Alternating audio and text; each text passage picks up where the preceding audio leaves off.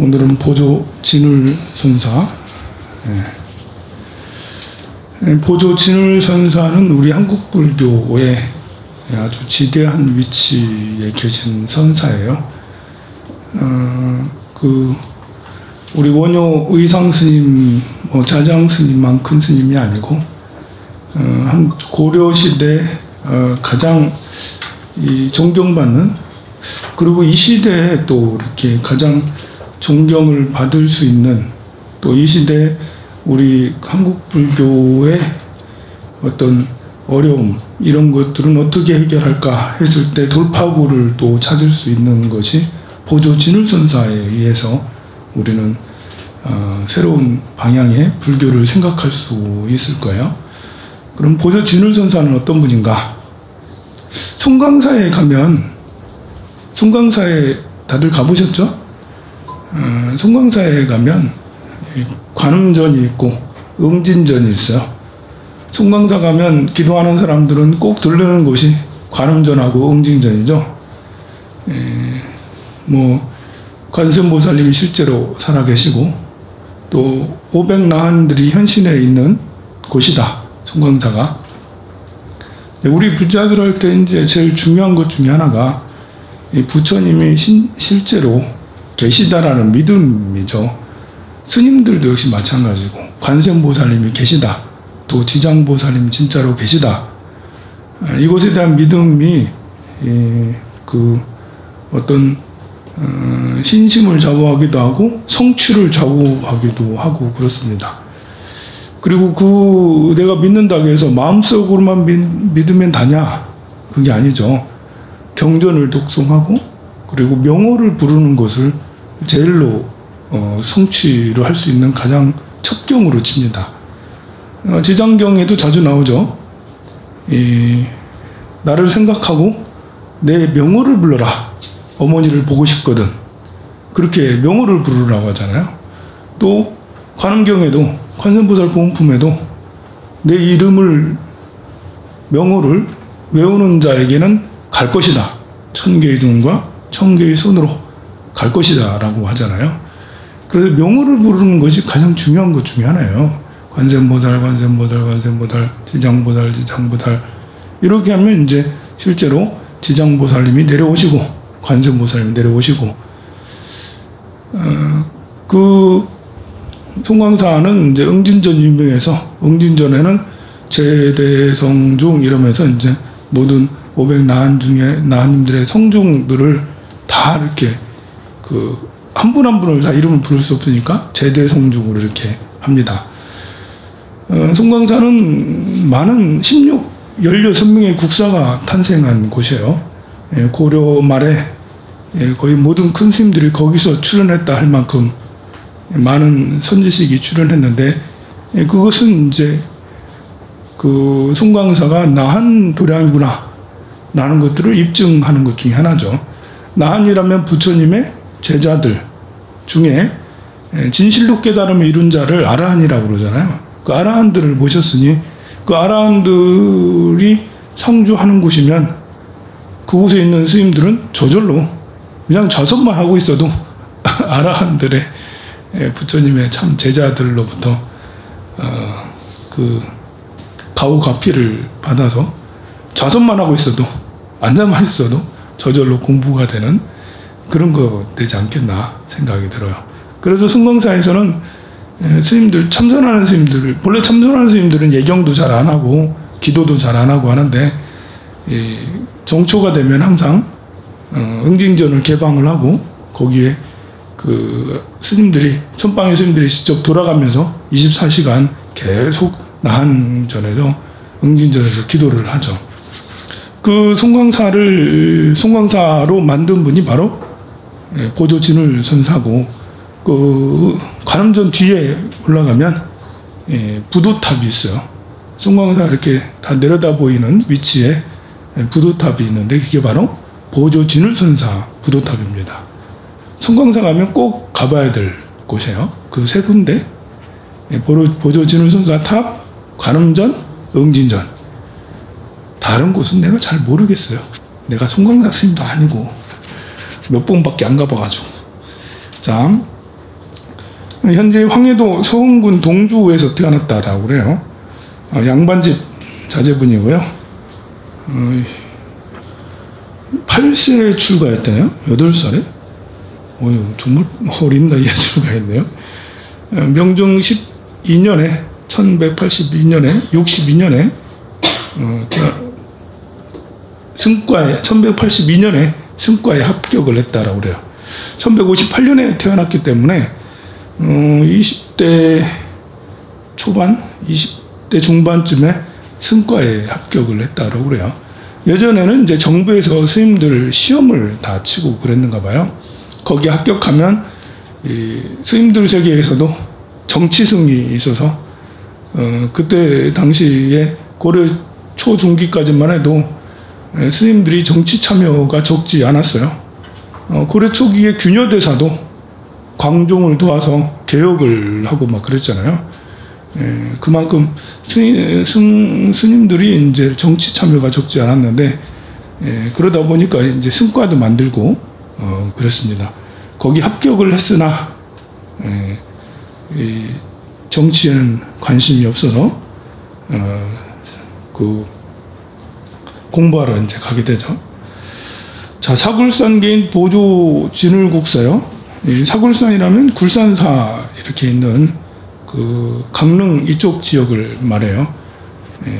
우리 이제 누구지? 진기주사서를 범일국사가 이제 창건했던 굴산 산문 그쪽의 제자라고 보면 됩니다. 그러나 거기에 제자라 하더라도 어느 구산 선문에 매이지 않고 독자적으로 또 수행하셨던 분이 이렇게 보조진을 선사합니다. 정의결사를 통해 조계산 수선사를 세우고 선의 종지를 크게 선양한 한국불교의 중흥조입니다. 중흥조.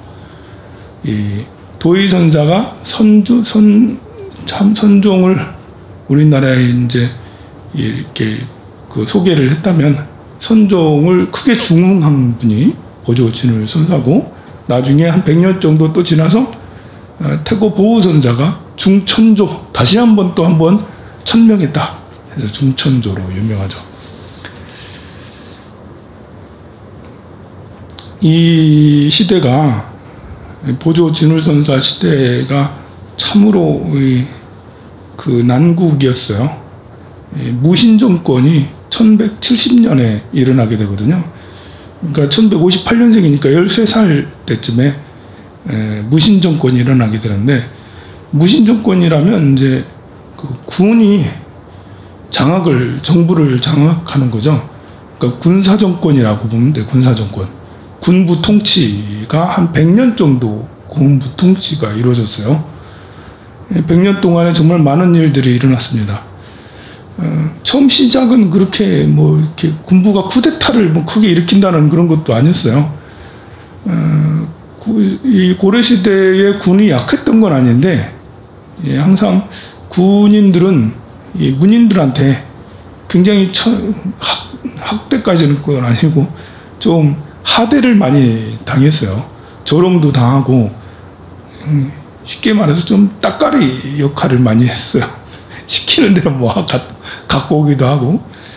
그러던 차에 이제 김부식이라고 삼국 사기를 지은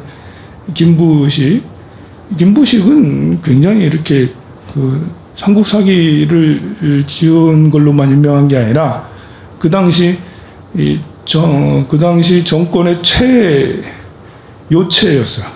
정권이 그 당시 권력이 굉장히 강한, 왕을 능가까지는 아니더라도 김부식이 살았을 전성기 시대는 묘청의 난을 이렇게 평정을 시키면서 정권을 거의 다 장악을 했어요.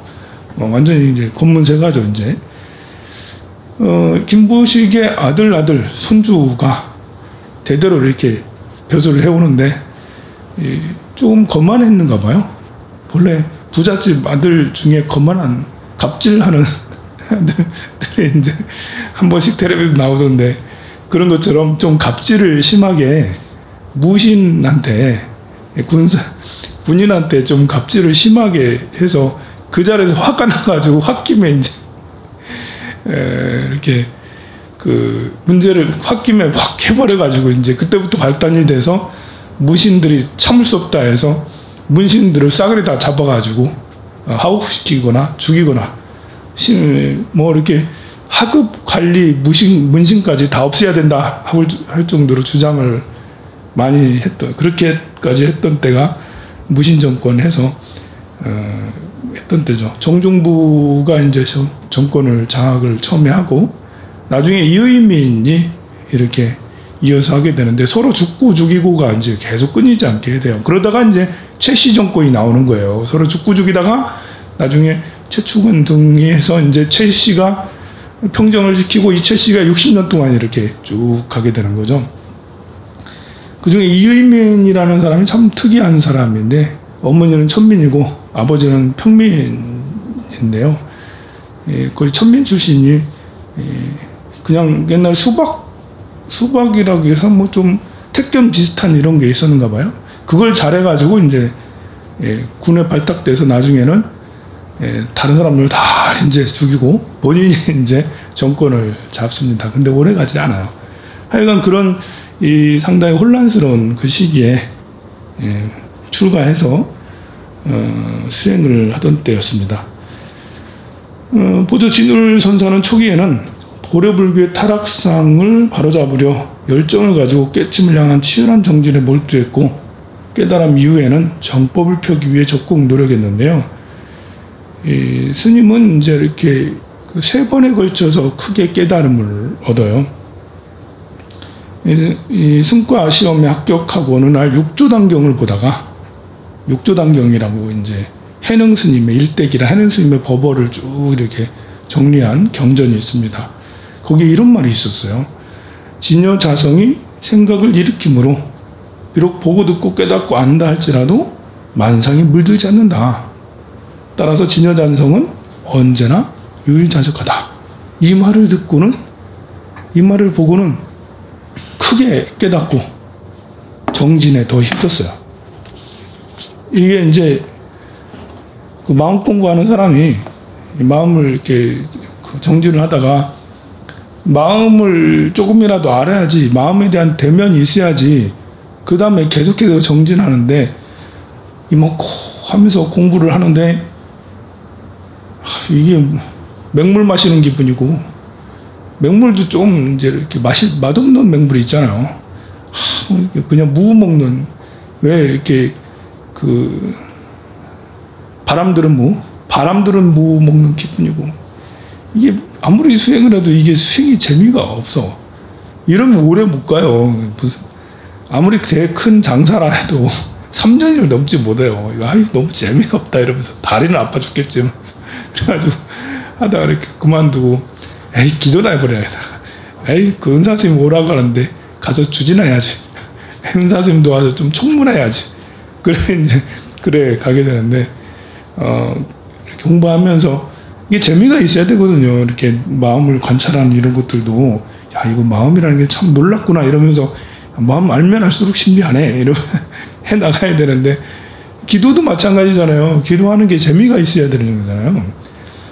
정구 없지는 소리 마소리 처음에는 뭐 정말 별 재미가 없죠. 근데 쭉 하다 보면 이게 재미가 생겨야 되거든요. 재미가 생기면 이게 계속 가는 건데 재미가 없으면 아무리 해도 이제 오래 안 가. 이게 뭐 공부하는 것도 그래요. 강의 듣는 것도 경전 강의 듣는 것도 재미가 있어야지 계속 가는데 그냥 인내심을 가지고 좋은 말 꼭 부처님 말씀은 공부하고 싶고 교리를 좀 알아야 되겠고 근데 얘기만 들으면 눈꺼풀이 세상이 왜 이렇게 무거운지 세상에 제일 무거운 게 눈꺼풀이다더니 진짜구나 이러면서 그래가지고 이제 놀다가 보니까 시간 1시간 훅 가고 쉬는 시간이래. 그래가지고 쉬는 시간에 막 놀다가 다시 또 들으니까 다시 또 눈꺼풀이 내렸다. 다시 뜨니까 이제 끝났대. 사홍성원하재. 이러면 이제 나오기 싫은 거예요. 그러면 재미가 있어야 되거든요. 역시 스님께서는 육조 단경을 보고는 크게 깨달은 게 있어서 정진에도 힘썼답니다. 28살 때는 이 경북 예천의 학가산에 보문사에 거기서 대장경을 쭉 열람을 했다라고 그래요. 그런 중에 이제 화엄경에 이런 말이 있었대요. 한 티끌 속에 대천세계가 포함되어 있다. 이런 등등등 열애의지에도 이와 같아서 중생들이 마음에 두루 갖추어져 있지만 어리석은 범부들이 이를 깨닫지 못하고 있다. 이 말에 또 언화대오를 또 하게 돼요. 이 말을 듣고는 또 깨달음을 얻어요. 큰 지혜가 더 확장이 됐어요. 그 느낌을 어쩔 줄 몰라서 자기도 모르게 감격의 눈물을 흘렸다고 그러죠. 선사는 또한 초발심자들의 수행을 돕기 위해 화엄론을 읽는 자신의 체험을 토대로 3가지의 입문이론을 제시했어요. 그 초발심 작용문이라고 개초심 악인문이 있습니다. 초발심 작용문은 3가지로 이루어져 있거든요. 개초심 악인문하고 발심 수행자하고 작용문하고 그래서 초발심 작용문 이렇게 있는데 그 중에 초심을 지으신 분이 보조진울 선사예요. 출가하면 이제 스님들이 출가하면 제일 먼저 보는 책이 천수경이 아니고 초발심 작용문이에요. 출가한 스님이. 우리는 그러니까 출가하면서부터 보조진울 선사의 말씀을 들었죠. 그 후 33살 되던 해 동료 10명과 함께 거조암에 갑니다. 팔공산 거조암에 가서 정예 결사를 하게 돼요.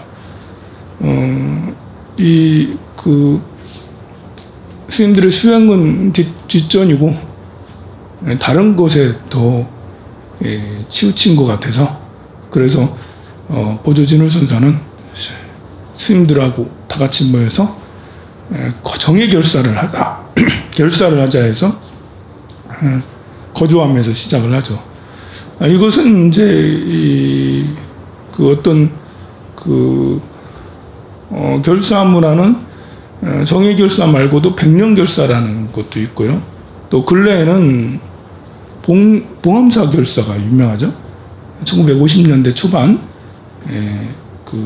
봉암사에서 성철 스님하고 여러 스님들 20-30명의 스님들이 거기서 옛 스님들처럼 수행하자 해서 철저하게 수행했던 그런 게 봉암사 결사예요.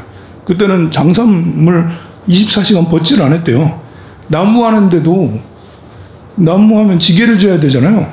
이 가사는 벗어도 장삼을 입은 상태에서 지게를 지고 나무를 하고 불을 떼고 하루에 2짐씩 꼭 뒷산에 가가지고 나무를 모든 대중들이 다 했대요. 나무를 안 해본, 여기는 해본 사람 있나? 안 해본 사람은 몰라. 이거 쉬운 게 아니에요. 나무 해보는 게. 처음에는 이 주변에 나무들이 있지만 매일 2짐씩 해봐요. 나무 주변에는 없어요. 그래 멀리까지 가요. 지게지고 한 짐까지 하려면 한참 시간도 많이 걸리고 그래요. 근데 그거를 장삼 입고 했을 정도니까 지게 청정했던 봉암사 결사가 있었기 때문에 정화운동에 치고받고 절뺏기 싸움에 폭력배들이 난동했던 그런 굉장히 긴 동안 그런 시절에도 불법이 그래도 이만큼이라도 됐던 건 그런 봉암사 결사 같은 이런 결사가 있었기 때문에 그래요. 성철 스님을 비롯한 수십 명의 스님들이 다 그때 결사에 참여했던 스님들이 다 큰 스님이 되셨어. 그러니까 수행 정신이 살아있었기 때문에 사판들이 아무리 절뺏기 싸움을 해도 그래도 이제 불교가 이만큼이라도 됐다라고 봅니다. 팔공산 거주하면서 정예 결사를 했는데요. 그때 이제 지방 호족들도 또 관리들도 많이 같이 동참을 했다라고 그래요. 수백 명이 같이 동참했다는데 그 동참을 어떻게 했는지는 잘 모르겠어요. 사서 와서 살지는 않았을 텐데, 뭐 후원했나? 아니면 뭐 회원이 되었나? 아니면 이름을 올렸나? 많이 그랬다고 그럽니다. 그의 정예결사 이념으로는 명리를 버리고 살림에 은둔하자. 진인 달사들이 세상을 결하게 깨끗하게 살다간 고매한 행동을 본받자라고 그런 기치를 내걸었고요. 그러다가 몇 년, 한 7년 정도 이렇게 지나자, 스님들이 3년 결사를 하면 3년 결사를 제대로 성만하기 어렵다고 옛날부터 그랬거든요. 3년 결사라면 결제를 딱 하면 3년 동안 해제를 하지 않고 3년 동안 계속 결사를 하는 거예요. 3년 동안 해제가 없는 거예요. 계속 수행 정진하는 거예요. 하루 10시간씩 계속 3년 동안 하는 거죠, 이제. 혼자 하는 것도 힘든데 10명, 20명 모여서 이렇게 잘 해내기가 쉽지 않은데 꼭 마장이 생겨서 깨지게 된다, 이렇게 하는데, 역시 여기서도 거주하면서 이렇게 하다가 나중에 한 7년 정도 지나자 조금 이렇게 서로 다툼 같은 게 있었는가 봐요. 그래서 스님이 이건 안 되겠다 해서 지리산 상무주암에 가셔서 혼자 정진하셨다라고 그래요. 거기에서 대해 스님의 어록을 보고 또 크게 깨달아요. 어떤 부분을 봤냐면, 선정은 대해 어록의 일부분을 보고 또 크게 깨달음을 얻어요. 그래서 스님이 3번에 걸쳐서 깨달음을 얻는데, 처음엔 육조단경, 그 다음에 화엄경, 그 다음에 대해 스님의 어록, 전부 다 책을 보고 깨달음을 얻으십니다. 스님께서 이런 체험을 하시고는, 선정은 고요한 곳에도 시끄러운 곳에도 인연이 따르는 곳에도 생각하고 분별하는 곳에도 있지 않다. 이 모든 것을 떠나 버리고 참고하지도 말아야 된다. 만일 갑자기 눈이 열리면 비로소 그것이 모두 집안일임을 알 수 있다. 라고 그렇게 말씀하셨다고 합니다. 그리고 그 경험 이후에, 그 경험에 또 가슴이 시원하게 탁 트이며 마치 오랜 체증이 내려간 듯 당장에 평안하고 즐거워졌다. 또 이렇게 또 말씀하셨어요. 거기 상무주암에서 깨달음을 얻은 후에 바로 얼마 안 돼서 수선사, 송광사에 가서 정의결사를 이어서 하게 돼요. 송광사에 가서 정의결사를 하는 것은 역시 이 정부의 도움을 또 많이 받아서, 거기 고려 정부에서 저를 많이 중창을 또 시켜줬어요. 거기서 11년 동안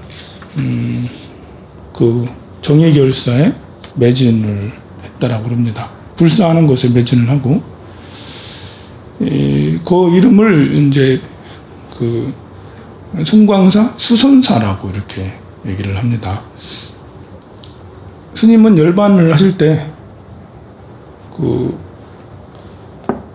개송을, 법문을 쭉 하시더니 그 법상에서 바로 열반에 드셨다고 그렇게 얘기를 하네요.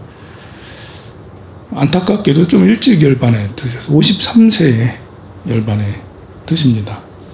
뭐라고 이렇게 말씀을 하시고 열반하셨냐면, 이 눈은 조상의 눈이 아니요, 이 코는 조상의 코가 아니다. 이 입은 어머니가 낳아준 입이 아니요, 이 혀도 어머니가 낳아준 혀가 아니다. 라고 하면서 열반에 드셨다라고 그래요. 또 그 개송을 하자 어떤 제자가 여쭈었다라고 그래요. 옛날에는 유마거사가 병을 보이셨고 오늘은 조계의 모구자가 병을 보이시니 이는 같습니까? 다릅니까? 라고 물어봤다라고 그래요. 그러자 보조선사께서 너는 같고 다름을 배웠구나 라면서 주정자를 꽝 내리치고 하시는 말씀이, 1000가지 만가지가 모두 이 속에 있다.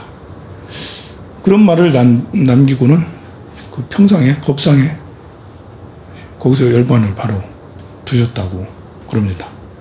제가 종종 말하지만 나도 법당에서 죽어야지 굶어 죽든지 아니면 법당에서 굶어 죽더라도 법당에서 굶어 죽어야지. 나무 아미타불 이렇게 이러면서 여러 좋은 말씀이 굉장히 많습니다만 이 스님께서 세 번의 깨달음을 경전을 또 통해서 얻었듯이 스님께서는 선사이시지만 교를 또 중시 여겨서 선종의 입장에서 교를 융합하고 통합하려는 시도를 굉장히 많이 했어요. 그러다 보니까 도노 점수 사상이 굉장히 강하세요. 뭘로 깨달았고 깨달음 이후에 점차로 또 닦아 나가야 된다라는 주장을 계속 해왔어요. 뭐 우리가 생각할 때도 맞는 말 같기도 하죠. 그런데 이제 어제도 말했듯이 성철 스님이 그걸 굉장히 비판을 많이 해서 도노 돈수다. 한번 부처님을 봐요. 부처님 볼까요? 6년 동안 고행을 하고 모르시는 마음에 성도했어요. 성도한 그 순간 부처가 됐잖아요. 그 이후로는 교하지 따끔이 아니잖아요. 더 수행할 게 있는 게 아니잖아요. 부처님은 그냥 성도하는 순간 그냥 문명이 완전히 다 제거되고 그냥 부처가 됐단 말이에요. 부처가 부처지 뭘 더 닦냐고. 이 말씀을 이제 그 성철 스님이 하신 거고, 보조선사는 깨달음을 얻었다. 하지만 습기가 남아있다. 전생부터 습기. 성철 스님은 그 말이에요. 습기가 남아있는 게 부처냐? 습기가 없는 부처 아니다. 그렇게 말씀을 하신 건데, 어느 관점에서 보느냐에 따라 다른 것 같아요. 마치도록 하겠습니다. 선물하세요.